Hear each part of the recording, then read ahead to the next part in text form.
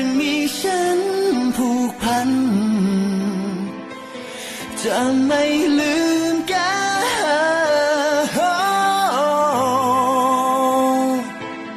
จะไม่ลืมไม่ลืมหากเดินจะจางจะไม่มีทางให้เธอได้ไกลห่างเราจะเดินร่วมทางไปสู่ฝันด้วยกันตลอดไปคำว่าเพื่อนนั้นมีความหมายไม่ยิ่งใหญ่แต่จริงใจให้เธอเก็บรักษามันไว้ให้นานเพื่อสักวันกลับมาพบเจอขอให้เธอโชคดีเพื่อนเอ๋ย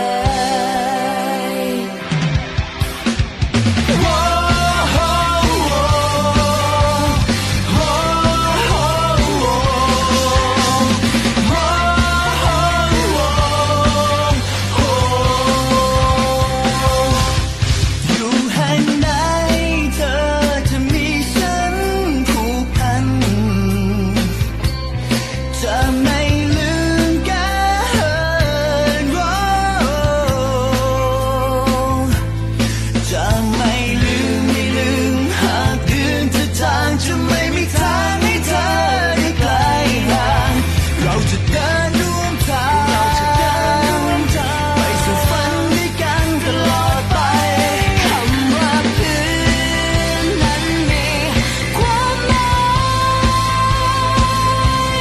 ไม่ยิ่งใหญ่แต่จริงใจให้เธอเก็บรักษามันไว้ให้นานสักวันกลับมาพบเจอขอให้เธอโชคดีเพื่อนเอ๋ยเธอจะยังมีฉันอยู่ข้างกันเธอจะมีฉันอยู่ด้วยกันเธอจะมีฉันเราจะมีกันไม่ว่าเวลาจะผ่านไปนานแค่ไหน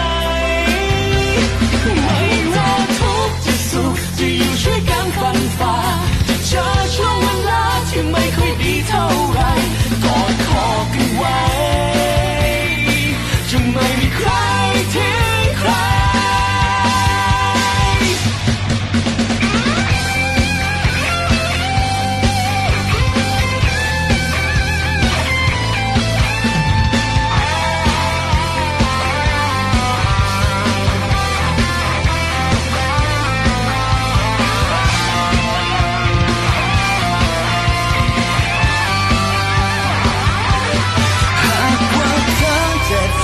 เจ็บเพื่อนเจ็บฉันก็เจ็บเหมือนกัน